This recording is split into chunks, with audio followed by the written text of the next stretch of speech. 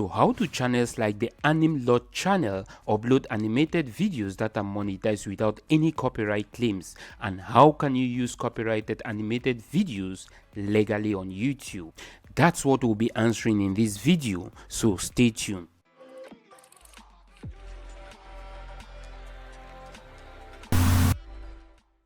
Now, if you have been thinking you can beat the YouTube copyright system just by editing copyrighted animated videos and uploading them on YouTube, you have to think again. YouTube has fortified their copyright system now in a way that it's simply too difficult to beat, which is why there are just a few options available if you really want to start and grow an animated channel on YouTube. The first option, of course, is creating your own animated content before uploading them on YouTube. The second is getting permission from the content owner of the animated video.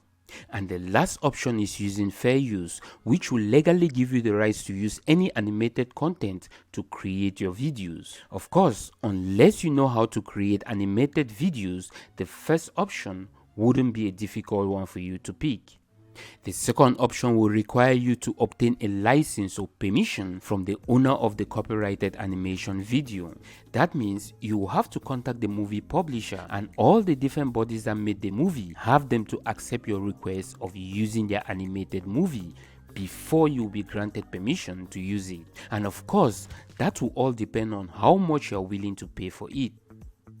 Now, that leaves us with the last option, which is using the YouTube Fair Use guidelines. So if you still do not know what fair use is, well, fair use is not just a thing on YouTube, it's a legal doctrine that is applied to copyright law.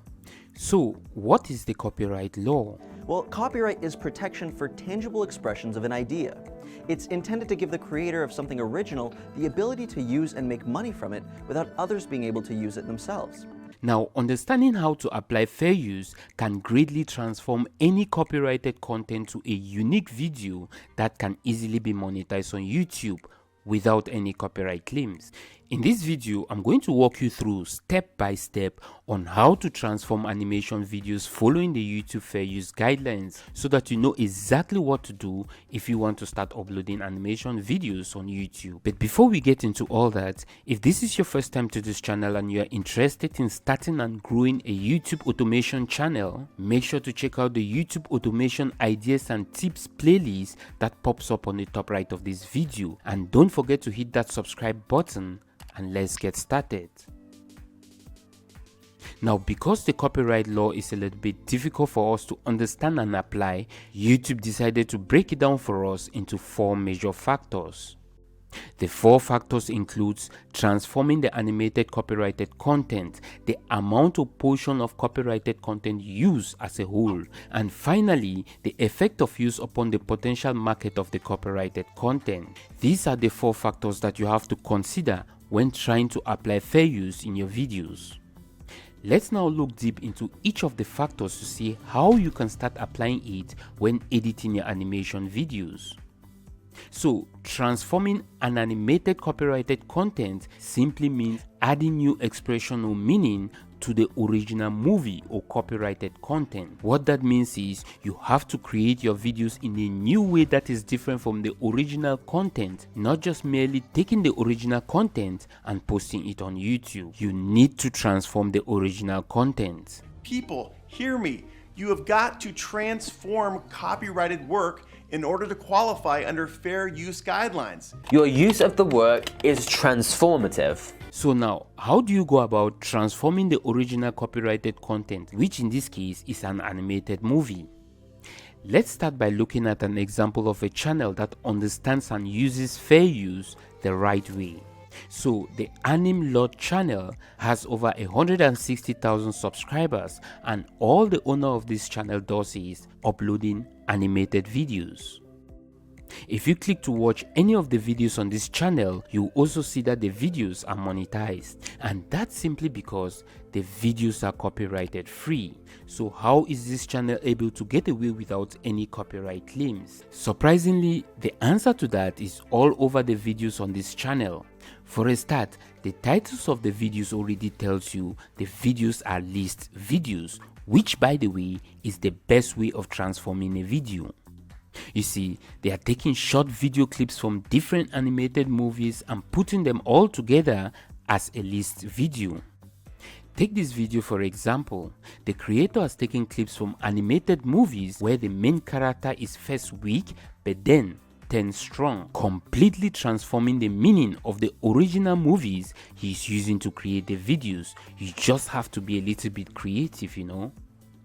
So, creatively transforming your animated videos is the first fair use factor. The second fair use factor that you should consider when editing your videos is the amount or portion of the copyrighted content you use from the original movie or movies. So by using small bits of video clips from an original movie is more likely to be considered as fair use than using a large portion of the original work. Now, if the portion of the video clip from the original movie is considered as the heart or the core of the movie, sometimes even that small portion may lead you to go against the fair use guidelines. Again, if you take a closer look at this video on the Anim Lord channel, you'll see that the creator is using up to 10 different portions of animated movies to create the 10 listed animation movies where the main actor was first weak and then became strong. So in this case, the main point is to use short video clips from the entire original movies to create your videos. There is no specific amount set to remove from an original content, but there is a common practice known as the 20/80 rule. And the 20/80 rule simply means you are allowed through fair use to use like 20% of any copyrighted material. So by going over that 20% will easily lead your video to a copyright claim. Now, the next factor you have to pay attention to is the nature of the work. So under this factor, YouTube is warning creators that using material from primarily factual works is more likely to be fair use than using purely fictional works. Now, we all know that most animation movies are fictions, but does that mean that if you use animation videos, you automatically get a copyright claim? Well, I think the answer to that is no, because the nature of the work also applies to creators who are using animation movies for educational purposes. So, if the video content you want to post on YouTube is for non-profit and educational purposes, your video will be safe under fair use. Now, the last factor that you have to pay attention to is the effect of use upon the potential market. That means if your video, the video you are creating using a copyright movie, harms the original copyright owner ability to profit from their original work, that means your video is against YouTube fair use guidelines. The big question now is, does monetizing your videos on YouTube harm the copyright owner ability to profit from their original work?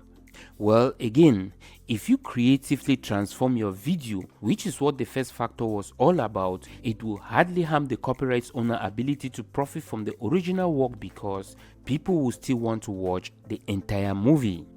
YouTube also clearly states in their help page that commercial uses are less likely to be considered as fair use, but it's still possible to monetize a video that contains fair use material.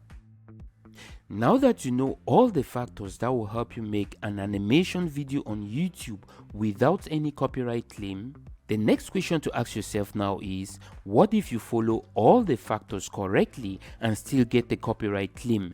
Then what? Yeah, that's right. You can follow all the 4 factors of fair use guidelines to the teeth and still get the copyright claim on YouTube. Why that happens and how to dispute copyright claims on YouTube is what the second part of this video is all about. So make sure to click on the link that pops up on the top right of this video, or you can also find the link in the description box below this video. And with all that, I'll wrap up this video. I hope it was helpful. If so, hit the like button below, share it on your preferred social site, and don't forget to hit that subscribe button so you don't miss another helpful video.